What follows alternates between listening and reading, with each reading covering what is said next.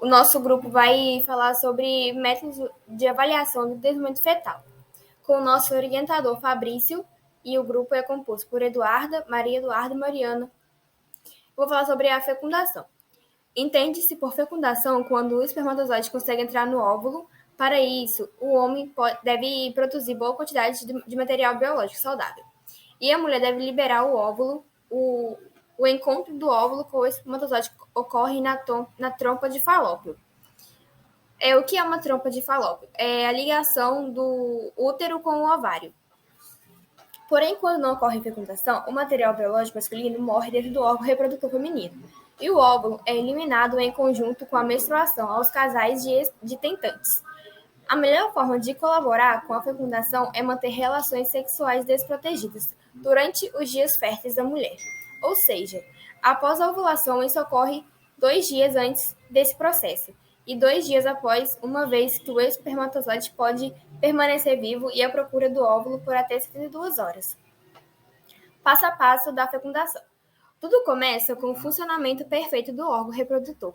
Os ovários são os responsáveis pelo armazenamento dos folículos, material biológico que, quando maduro, se transforma em um óvulo.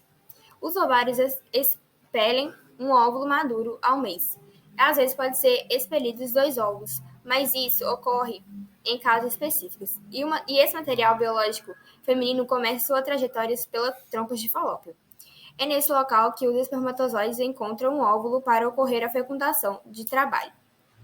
O trabalho é maior aos espermatozoides. Eles devem percorrer o caminho bem longo, para que tenha apenas 0,01 milímetros, são cerca de 18 centímetros do fundo da vagina, até as trompas. Mas eles enfrentam muitos obstáculos nessa jornada. Para se ter uma percepção do grau da dificuldade, o homem consegue ejacular cerca de 20 milhões de espermatozoides durante uma relação sexual, podendo variar entre muitos indivíduos, mas apenas um consegue fecundar um óvulo. Desse total, metade carrega o material genético feminino e a outra metade masculino, e mantém-se mais saudáveis por até 24 horas após o coito. Os espermatozoides podem permanecer vivos por até 72 horas. Logo após 3 dias da relação sexual, alguns ainda estão à procura de um óvulo para fecundar. Desse total de espermatozoides, menos da metade consegue percorrer todo o caminho ao encontrar o óvulo da mulher na trompa de falópio. Nessa hora, o mais forte é a que consegue romper a membrana que reveste o óvulo e então promover a fecundação. A fecundação ocorre quando o espermatozoide, que neste momento já perdeu sua cauda, se encontra com o núcleo do óvulo, misturando assim o material genético com o masculino. Etapas do processo de fecundação. É uma questão de tempo para que a fecundação resulte em um feto e, posteriormente, em um bebê.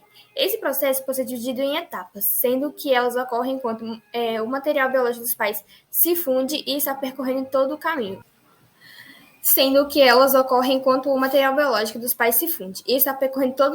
Das trompas de falópio. E o que é uma trompa de falópio? São canais que ligam entre o ovário e o útero, até chegar ao útero. Etapa 1. Após a fecundação, o óvulo com o espermatozoide se transforma em um zigoto. Etapa 2. 30 horas após a fecundação, esse zigoto começa a realizar a divisão celular, sendo 2 células, depois 4 células, até se multiplicar em 8 células. Etapa 3. 72 a 84 horas após ter sido fecundado, esse material dos pais se transforma em uma mórula. Etapa 4. Passados 5 dias, temos o desenvolvimento de um blastocisto. Etapa 5. Esse blastocisto deve se implantar no útero materno para então começar o desenvolvimento do saco gestacional. É o desenvolvimento do feto. Todo esse processo pode levar até 6 dias após a relação sexual para ocorrer. Sendo assim, o ciclo completo da fecundação pode levar até 15 dias. Uma observação interessante também quanto ao feto. O primeiro órgão a ser desenvolvido é o coração. Por isso é possível ouvir os batimentos cardíacos fetais logo após o primeiro mês de gestação. Fase de desenvolvimento embrionário. Mórula. E o que é uma mórula? A mórula é o primeiro estágio embrionário. Ela é maciça, repleta de células. E como ela se forma? Quando ocorre a fecundação, ou seja, quando o espermatozoide penetra no ovocito, vários eventos acontecem. Um evento importante é a fusão de 2 pronúcleos, um masculino e o outro feminino, levando à restauração do número diploide de cromossomos. ou seja, 46 cromossomos. Ao final desses eventos, forma-se o zigoto, e os 46 cromossomos que o formam se organizam em um fuso de clivagem. Aqui estamos demonstrando uma figura do espermatozoide penetrando no ovocito. O zigoto é composto por 23 cromossomos da mãe e 23 cromossomos do pai. Dessa forma, há uma combinação de cromossomos. Isso possibilita a variabilidade de uma espécie humana. O zigoto é alvo de diversas clivagens, ou seja, divisões meióticas repetidas, que se iniciam cerca de 30 horas após a fecundação e provocam o aumento do número de células rapidamente. Essas células são chamadas de blastômeros. A cada divisão formam-se blastômeros menores. Quando se formam novos blastômeros, os mesmos mudam sua forma e se unem, no processo de compactação, formando uma bola compacta de células. Essa proximidade de células permite a formação de massa celular interna. Cerca de 3 dias após a fecundação, forma-se a mórula, que, como já foi dito, é o primeiro estágio do desenvolvimento. A mórula é composta por 12 a 33 blastômeros, sendo formada por uma camada interna, que é a massa celular interna. É a camada interna e circundada por outra camada, que é a camada celular externa.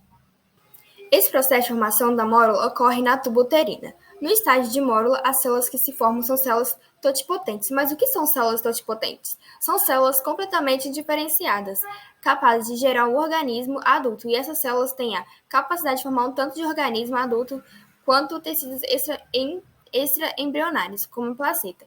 Aqui temos a figura mostrando a mórula. Blástula. Quando a mórula chega ao útero, começa a surgir em seu interior uma cavidade, conhecida como cavidade blastocística. Essa alteração acontece devido a uma reorganização das células, que começa a ocupar a periferia, formando a cavidade. O interior dessa cavidade é preenchido por fluido, originado do útero, que penetra pela zona pelúcida. Essa cavidade é chamada também de blastocele. Nesse momento, o embrião deixa de ser chamado de mórula e passa a ser chamado de blástula. Aqui temos uma imagem do estágio inicial de mórula, se alternando para o estágio de blástula. A blástula, portanto, ao contrário da mórula, é oca, possui um espaço com líquido. À medida que o fluido aumenta na cavidade, ocorre a separação dos blastômeros em dois tipos celulares, trofoblastos e embrioblastos. Os trofoblastos correspondem à camada celular externa, a qual possui grande importância para a formação de placenta. Já os embrioblastos correspondem à camada celular interna e formarão o embrião propriamente dito posteriormente. O embrioblasto se diferencia em epiblastos e hipoblastos, formando o disco bilaminar. No estágio de blástula, as células da camada celular interna, os embrioblastos são células-tronco pluripotentes, ou seja, são células capazes de gerar qualquer tipo de tecido do organismo, porém não são capazes de formar tecidos extraembrionários, pois essa capacidade é dos trofoblastos presentes na camada celular externa. Gástrula. Muitas orações ocorrem e chega-se, então, a uma nova etapa que sucede o estágio de blástula. Essa etapa é a gastrulação, que forma, portanto, a gástrula. A gastrulação consiste no processo de formação das camadas germinativas. São 3 camadas germinativas, e essas darão origem a todos os tecidos embrionários. A gastrulação se inicia com o surgimento de uma linha conhecida como linha primitiva, originada por uma camada de células denominadas epiblastos, em uma diferenciação do embrioblasto, que ocorre anteriormente no processo da gastrulação. Ao se desenvolver a linha primitiva, gera algumas estruturas como o nó primitivo, que corresponde à extremidade cranial da linha. O sulco primitivo, que é uma depressão na linha primitiva. A fosseta primitiva, onde se encerra o sulco primitivo. Tanto o sulco quanto a fosseta primitiva são formadas devido à invaginação de epiblastos. Algumas células migram e formam mesoderma. A camada intermediária, as células do epiblastos deslocam as células hipoblásticas. E então os hipoblásticos formam o endoderma. A camada mais interna é a camada de epiblastos, forma o ectoderma, a camada mais superficial. Assim tem-se as três camadas endoderma, mesoderma e ectoderma. Nesse estágio, o embrião é chamado de gástula. Nesse estágio, as células são células-tronco multipotentes. Essas células têm a capacidade de se diferenciar em apenas alguns tipos de tecidos. Cada uma das camadas é responsável pela formação de diversos tecidos. O ectoderma forma, por exemplo, o sistema respiratório e os órgãos do sistema digestório. O mesoderma forma o derme, tecido conjuntivo e muscular, e o sistema circulatório é o reprodutor, e o ectoderma forma os epitélios e o epiderme, cavidade do sistema nervoso. Um evento importante que acontece nesse estágio é que sempre importante para o próximo é a formação de uma estrutura a partir de células. O mesoderma que formam então a notocorda, uma estrutura circular a notocorda. É importante para definir o eixo do embrião, estimular o desenvolvimento do esqueleto axial e de suma importância para o próximo estágio, de formação do sistema nervoso central. Aqui temos uma imagem reproduzindo o processo da neurulação. Todos esses estágios acontecem até a quarta semana do desenvolvimento embrionário. Dá para acreditar que tantos acontecimentos importantíssimos acontecem em tão pouco tempo? Pois é, como valem 4 semanas para o embrião, são acontecimentos que, como você deve ter percebido, são cruciais para a vida. Por isso eu disse anteriormente que a normalidade que possam vir a ocorrer nesses estágios iniciais podem, inclusive, inviabilizar a vida da formação do embrião por serem fundamentais à vida. Período fértil e ovulação. Qual é a relação? O período fértil está na lista de termos que muitas pessoas já ouviram falar, mas não sabem exatamente o que isso significa. Ele se relaciona com a ovulação e é uma fase muito importante para quem deseja ter filhos, pois ter relações sexuais durante o período fértil aumenta as chances de gravidez acontecer. Saber como a ovulação funciona é como calcular o período fértil. É importante tanto para a mulher que está tentando engravidar naturalmente, quanto as que irão engravidar por reprodução assistida. Por isso, ao longo da leitura, vamos mostrar a relação entre ovulação e período fértil. O que é ovulação? A ovulação acontece quando o óvulo é liberado por um dos ovários em direção às tubas uterinas. Ela faz parte do ciclo menstrual, por isso precisamos entender como ele funciona. O ciclo menstrual pode ser regular com duração de 28 dias, ou irregular com período indeterminado, e ainda é dividido em 3 fases: a folicular, a ovulatória e a lútea. O sistema reprodutor feminino conta com os seguintes órgãos em sua composição da tuba uterina: o ovário, o útero e a vagina. O ovário. Os ovários são as glândulas reprodutivas das mulheres e estão localizados na pelve, um de cada lado do útero. Os ovários produzem os óvulos, que são transportados pelas tubas uterinas das trompas de Falópio para o útero, são fertilizados, começando assim o desenvolvimento do feto.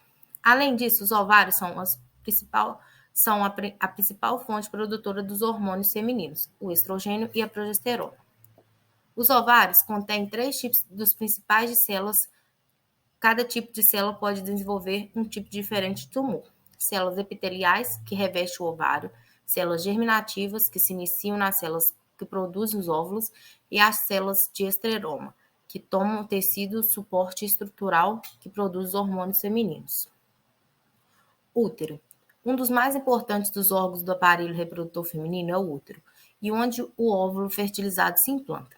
O útero é um dos órgãos mais importantes do aparelho reprodutor feminino, composto pelas tubas uterinas, ovários, vagina e vulva. Tem forma de pera e é constituído por espessas camadas de musculatura lisa. Sua extremidade superior chama-se fundo. A inferior se chama colo, o projeto no interior da vagina, canal de ligação do aparelho ginecológico com o exterior. As tubas uterinas são 2 estruturas que se localizam uma de cada lado.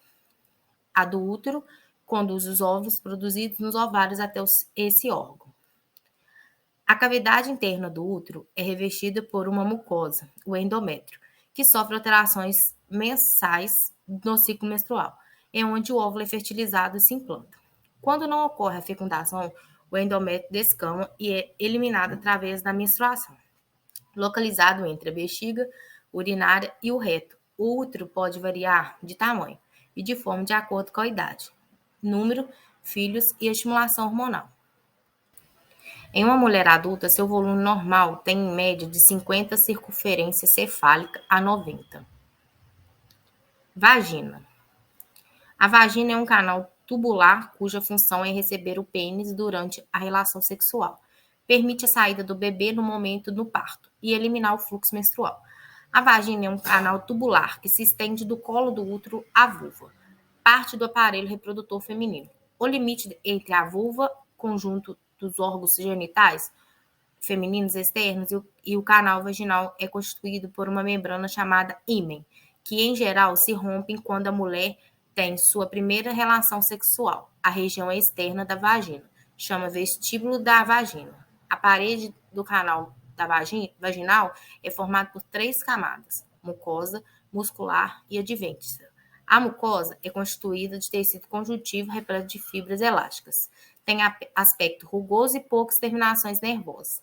A camada muscular é formada por fibras musculares e lisas. A camada adventícia localiza-se na parte externa da camada muscular e é composta por tecidos grossos e elásticos, que conferem a elasticidade do órgão. Tem cerca de 10 centímetros de comprimento, mas suas dimensões variam de mulher para mulher e também aumentam durante a excitação sexual e o parto. A função da vagina é receber o pênis durante a relação sexual e permitir a saída do bebê do parto, além de eliminar o fluxo menstrual. Vulva. A vulva é a parte externa dos órgãos genitais femininos. A vulva inclui a abertura da vagina, os lábios maiores e os lábios menores e o clitóris. Extremamente é revestida pelos pubianos. Em torno da abertura da vagina existem 2 conjuntos de dobras da pele. O conjunto interno, os lábios menores, são pequenos e sem pelos. O conjunto externo, os lábios maiores, possuem pelos pubianos, porém superfície exterior. Os lábios menores e os lábios maiores são formados por tecido conjuntivo na parte central, sendo que nos lábios maiores existe mais tecido adiposo do que nos menores. Os lábios protegem a abertura da vagina e logo acima a abertura da uretra, o tubo curto que transporta a urina da bexiga ao exterior. As glândulas de Bartholin são encontradas apenas no interior da abertura da vagina, uma de cada lado. As glândulas de Bartholin produzem um líquido similar ao muco, que atua como lubrificante durante a relação sexual. Na parte anterior da vagina, os lábios menores se encontram para formar uma pequena tampa de pele denominada prepúcio. O clitóris está sobre o prepúcio. O clitóris é uma estrutura de tecido muito sensível que aumenta de tamanho durante a estimulação sexual. Os lábios menores também se encontram na parte posterior da abertura da vagina, formando a comissura posterior, o espaço entre vagina e ânus, denominado o períneo. Evolução da gravidez. O desenvolvimento da vida intrauterina é um período fantástico e único, inicia-se numa única célula, que posteriormente se divide em várias células, que acabam por formar os vários tecidos e órgãos. A vida no útero divide-se em 2 grandes períodos. Período embrionário, que é o período que também é denominado organogênese, que vai dar até a 12ª semana da gestação. É um período extremamente importante, pois é durante este tempo, que se formam todos os órgãos. É o período de maior sensibilidade a agressões, de maior vulnerabilidade para o aparecimento das malformações fetais. Período fetal, às 12 semanas de gravidez, temos um feto já completamente formado e aqui começa a fase fetal, que vai até o nascimento. Este é um período de amadurecimento, ao longo do qual os órgãos já formados acabam de adquirir a sua estrutura definitiva essencial para a vida autônoma, fora do organismo materno. Descrevemos ao longo desse artigo a fantástica evolução do desenvolvimento da vida intrauterina, bem como tudo sobre os principais cuidados que todas as mulheres grávidas devem tomar, desde a primeira à última semana de gravidez. De primeira a quarta semanas.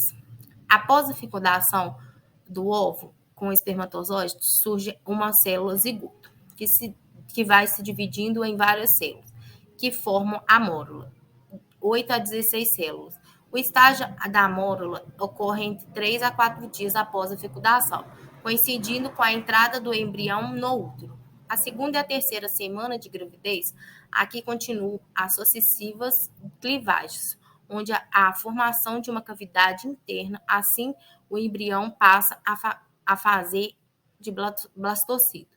Nesta fase, poderá começar a sentir alguns enjoos, particularmente de manhã, fruto da intensiva atividade hormonal, que ajuda a criar condições necessárias para a fixação do embrião, parede uterina, etapa fundamental para a continuação da gravidez. Na quarta semana da gravidez, a segunda semana de vida do embrião, as células trofoplásticas do blastocito penetram em profundidade e destroem as células do revestimento uterino, criando os lagos venenosos, estimulando o crescimento de novos capilares e iniciam a formação e desenvolvimento da placenta.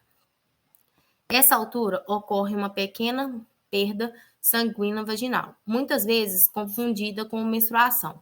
A massa celular do blastocito divide-se formando um disco com duas camadas de células. A camada superior dará origem ao embrião e à cavidade amniótica, e o inferior dará origem à vesícula vitelina. Inicia-se a formação do sangue e dos vasos sanguíneos e uma linha celular aparece na superfície do disco embrionário.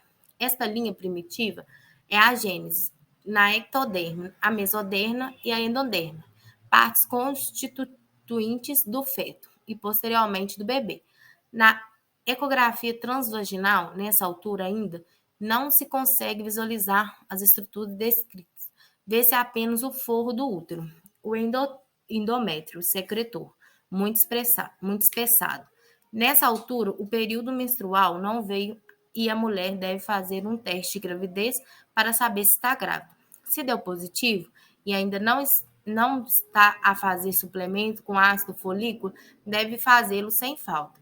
Esta é uma vitamina muito importante para o bom desenvolvimento do sistema neurológico do feto. Deve nesta altura, procurar um médico obstetra para fazer a primeira consulta pré-natal. Quinta semana de gravidez. Na quinta semana de gravidez, terceira semana de vida do embrião, que o disco trilaminar achatado se dobra e se torna-se num embrião cilíndrico. Inicia ao desenvolvimento crânio-caudal. O embrião alonga-se e nesse seed-string a região cefálica e caudal. Forma-se o eixo longitudinal, precursor da formação do esqueleto. O sistema nervoso está em desenvolvimento. As paredes do coração estão a se formar-se e as células cardíacas começam a bater no final dessa semana. Os rins, os músculos, ossos e fígados começam a se desenvolver. E nessa altura que começam os primeiros sintomas de gravidez. Eles são muitos e podem não surgir todos ao mesmo tempo. Após esse período, o médico obstetra pode realizar uma ecografia ou ultrassom. O obstetra pode transvaginal na ecografia transvaginal. Visualiza-se o saco gestacional e vesícula, vitalina e o embrião, que no final dessa semana já possui atividade cardíaca. A ecografia permite também verificar se a gestação já está desenvolver dentro do útero. Em algumas situações, pode ocorrer uma grave, colocar o risco da vida da mulher. A ecografia obstetra também é bastante útil. E para dar a gravidez, verificar se a data da menstruação está correta, determinar a data provável do parto e verificar a visibilidade da gravidez. Sexta semana de gravidez. Na sexta semana, o crescimento do embrião acelera, a região cefálica se desenvolve consideravelmente e o embrião assemelha consideravelmente o embrião de um girino. A cabeça é proeminente e os membros, face, ouvido, nariz e olhos estão em desenvolvimento. Os bolsões dos membros desenvolvem como as projeções em torno do remo. O coração bate por si próprio, fazendo circular o sangue por todo o corpo. Os sintomas da gravidez tendem-se a tornar assim mais intensos, aumentando a tensão mamária, as ideias à casa do banho, normalmente durante a noite. Os anjos intensificam-se o cansaço também na ecografia transvaginal. Visualiza-se a pequena placa embrionária com batimento cardíaco e que mede entre 4 milímetros. Ainda não se consegue distinguir o polo cefálico e ainda caudal, nem as extremidades do embrião. A 7ª semana da gravidez. O comprimento do embrião é de cerca de 13 milímetros. A reorganização e a fusão dos arcos braquiais e da preeminência frontal formam a face. Começam a distinguir-se nas narinas e o sulco das gengivas. Os olhos em cada lado da cabeça são um pouco escuras. O corpo embrionário e sua estrutura em forma de C, todos os órgãos estão em desenvolvimento, todavia ainda não funcionam. Surgem os sulcos intestinais que conduzirão à separação final dos dedos, das mãos e dos pés. O cérebro atravessa uma fase de grande desenvolvimento. Estabelece assim as primeiras ligações nervosas entre a retina e o cérebro. Mudanças fisiológicas da gravidez continua e a grande produção de hormonas provoca que os sintomas continuam, normalmente alterações emocionais. Na ecografia transvaginal, visualiza-se um embrião. Aparece o esboço dos membros superiores. O embrião começa-se a curva sobre si mesmo. No polo cefálico, aparece uma vesícula que corresponde ao embrionar-cefalo. Pode identificar-se o cordão umbilical, se ainda não iniciou qualquer tratamento. Deve haver preocupação com o surgimento de estrias que surge devido às dilatações de tecidos.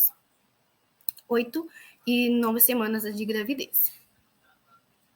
No final do segundo mês de gravidez, o embrião tem cerca de 30 centímetros de comprimento. Os órgãos assumem progressivamente a sua forma definitiva e começam a funcionar.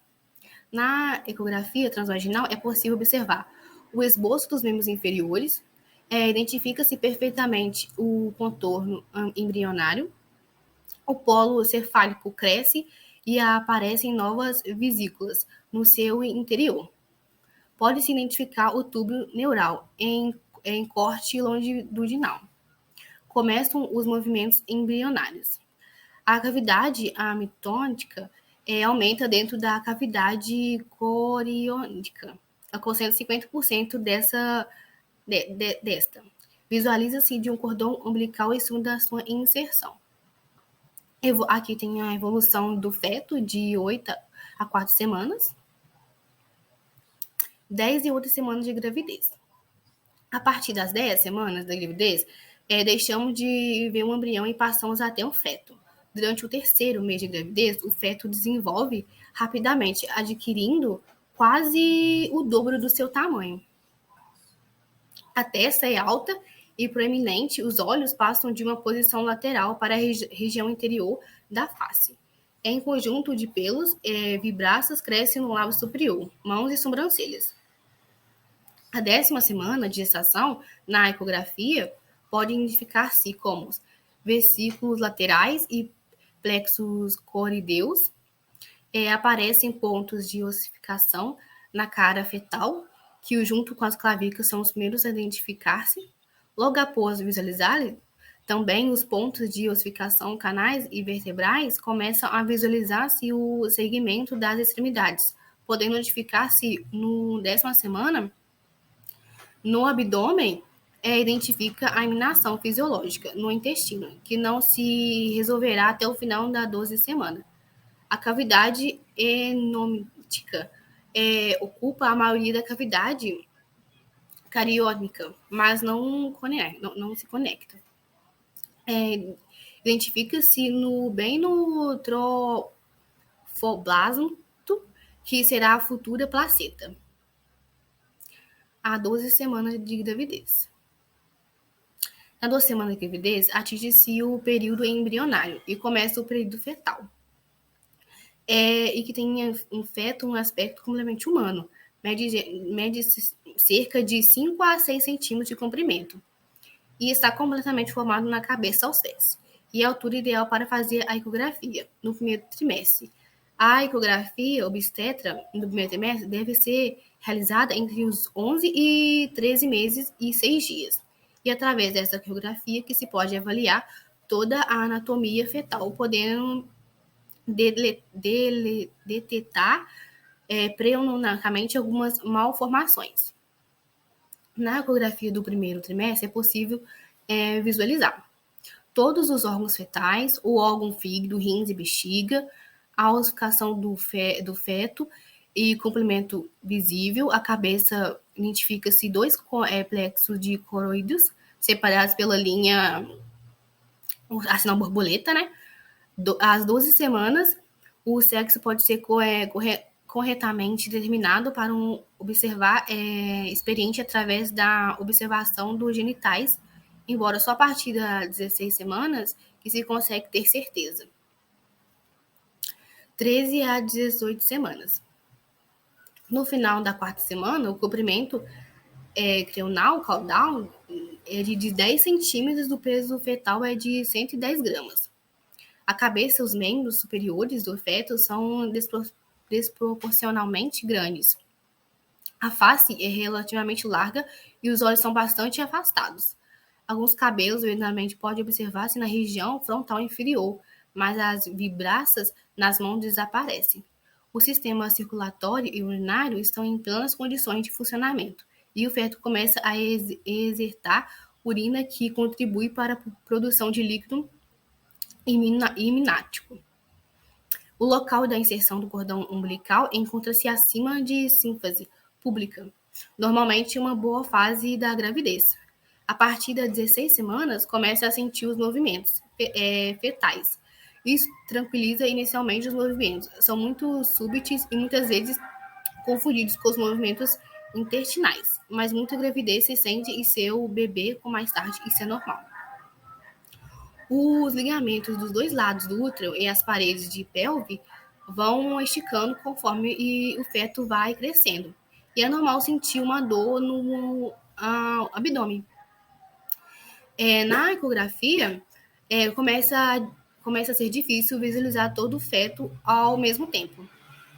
A anatomia fetal pode ser realizada ao pormenor, no entanto, algumas estruturas ainda estão completamente